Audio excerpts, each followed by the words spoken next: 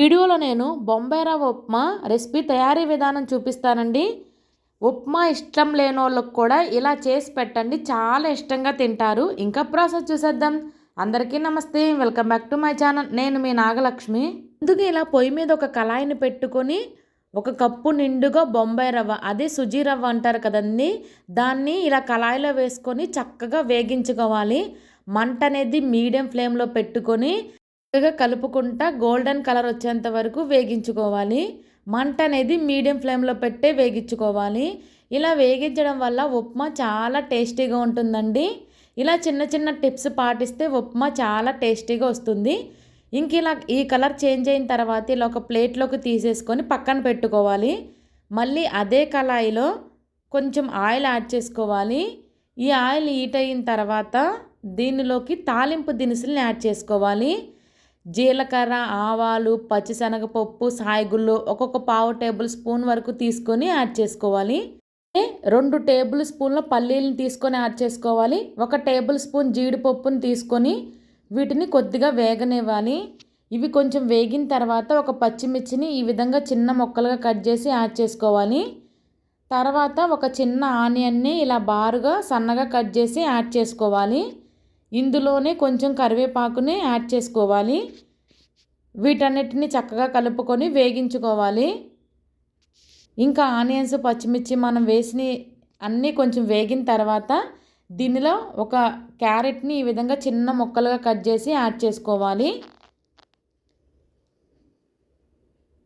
అలానే ఇందులో కొన్ని పచ్చి బఠానీల్ని యాడ్ చేసుకోవాలి.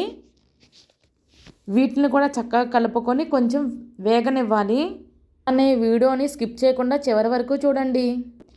అలానే ఒక చిన్న టమాటాని ఇలా చిన్న ముక్కలుగా కట్ చేసి యాడ్ చేసుకోవాలి. ఇంకా వీటిని కూడా చక్కగా కలుపుకొని వేగించుకోవాలి. ఇంకా ఇవి కొంచెం వేగిన తర్వాత దీనిలో రుచికి సరిపడా సాల్ట్ని యాడ్ చేసుకోవాలి. అలానే నా వీడియోస్ మీకు నచ్చితే ఒక్క లైక్ చేయండి. అలానే ఇందులో కొంచెం పసుపును కూడా యాడ్ చేసుకోవాలి. పసుపు వేయడం వల్ల ఉప్మా కూడా కొంచెం కలర్ఫుల్గా కనిపిస్తుంది. ఇంకా వీటన్నిటిని కలుపుకొని చక్కగా వెజిటేబుల్స్ అన్నీ మగ్గించుకోవాలి. ఇంకా వెజిటేబుల్స్ అన్నీ చక్కగా మగ్గాయి.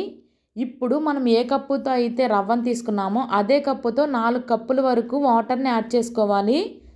ఈ వాటర్ని యాడ్ చేసి చక్కగా కలిసేటట్టు కలుపుకున్నాక ఈ వాటర్ మొత్తాన్ని చక్కగా మరగనివ్వాలి. వాటర్ ఇలా మరుగుతున్నప్పుడు ఒక్కసారి సాల్ట్ సరిపోయిందో లేదో చెక్ చేసుకోవాలి. ఒకవేళ సరిపోతే ఇక్కడే యాడ్ చేసుకోవాలి. ఇంకా తర్వాత రవ్వని ఇలా కొంచెం కొంచెంగా యాడ్ చేసుకుంటా గెరిటితో కలుపుకుంటానే వేసుకోవాలి. లేకపోతే ఈ బొంబాయి రవ్వ మొత్తం గడ్డలు కట్టేసి అస్సలు ఉప్మా అనేది టేస్ట్గా ఉండదు. ఇదొక టిప్ ఫాలో అవ్వండి. ఇలా కలుపుకుంటానే ఉండాలి.